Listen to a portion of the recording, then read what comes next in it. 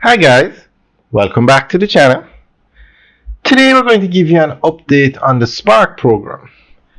Now, the People's National Party, which is the opposition in Jamaica, has raised some serious concerns about the salary that is being paid to local contractors.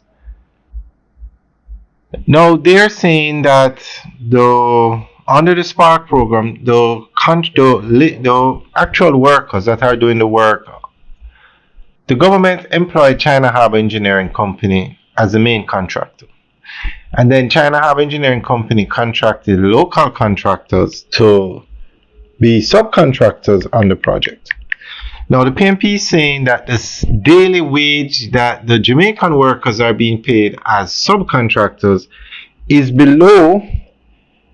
This figure stands in stark contrast. Okay, let me go back a little. At the core of the controversy is the allegation that unskilled Jamaican workers employed under the Spark program are being paid as little as $3,000 per day. This figure stands in stark contrast to the $4,841 daily wage established in the 2025 through 27 Joint Industrial Council Labor Management Agreement.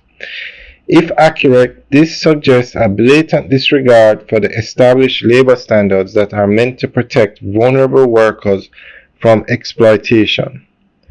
Opposition spokesman on Labour, Wavell Hines, described the report as deeply troubling. So they're saying that the local workers are being paid below the amount established by the Joint Industrial Council or Labor Management Agreement.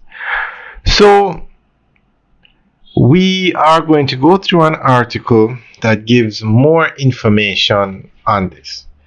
Now, the Spark program is the largest road project in Jamaican history to fix local roads, not highways, local roads. The highways is hundreds of millions of US. But this is to fix the local roads, and it's $45 billion. Originally, they had said to fix 2,000 roads, but I noticed the figure that they're using now is 600 roads. I'm not sure if 600 is just phase one and then later on they'll fix the others, but the amount has remained at 45 billion. So we're going to go through an article that gives more information on what's going on here. And guys, let us know what you think. Leave your comments in the section below. Now, if there's an agreement that says you must pay $4,800 a day for a particular skill set, then pay $4,800. Don't pay $3,000 if that is what was agreed on. That's how I look at it. Alright, so we're going to go through the article that gives more information on this. The recent allegations surrounding Jamaica's Spark program, a $45 billion infrastructure initiative, have sparked national debate and raised serious concerns about the government's commitment to labor, equality, national development, and economic sovereignty. Reports from the Incorporated Master Builders Association of Jamaica, IMAJ, that local workers are being paid below industry standard wages and that Jamaican contractors are being sidelined in favor of foreign firms have ignited criticism from the opposition People's National Party and other stakeholders. These revelations demand urgent attention and accountability as they strike at the heart of Jamaica's labor laws, national economic goals, and the ethical use of public funds. At the core of the controversy is the allegation that unskilled Jamaican workers employed under the Spark program are being paid as little as $3,000 per day. This figure stands in stark contrast to the $4,841 daily wage established in the 2025 to 2027 Joint Industrial Council Labor Management Agreement. If accurate, this suggests a blatant disregard for the established labor standards that are meant to protect vulnerable workers from exploitation. Opposition spokesman on Labour, Wavell Hines, described the report as deeply troubling, emphasizing the injustice of underpaying workers on a taxpayer-funded program. His statement underscores a broader principle.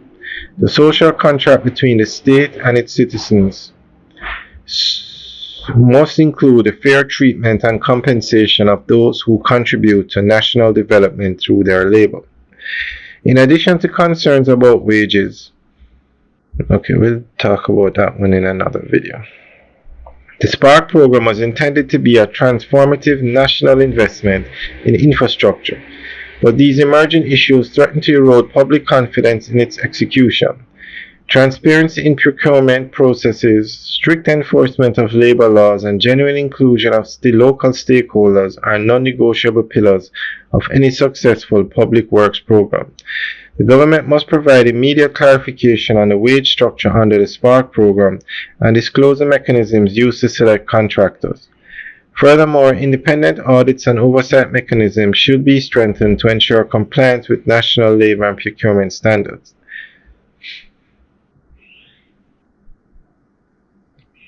This situation also presents a broader opportunity for reflection and reform.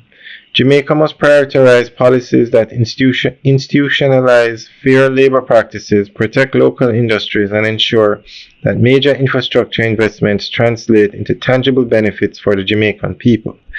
This includes strengthening the capacity of regulatory bodies, increasing transparency in public-private partnerships, and mandating local content requirements in government contracts. In conclusion, the allegations raised by the IMAJ and echoed by the PNP represent not merely administrative oversight but potential breaches of trust and justice. The Jamaican government has a duty to act swiftly to correct any violations, restore public confidence, and reaffirm its commitment to protecting the rights of its workers and the integrity of its economic development strategies. Only through such action can the true promise of the Spark program be realized, not just in concrete and steel, but in dignity and fairness for all Jamaicans. Alright guys, that's the end of the update article. Let us know what you think. Leave your comments in the section below. Alright guys, have a good day.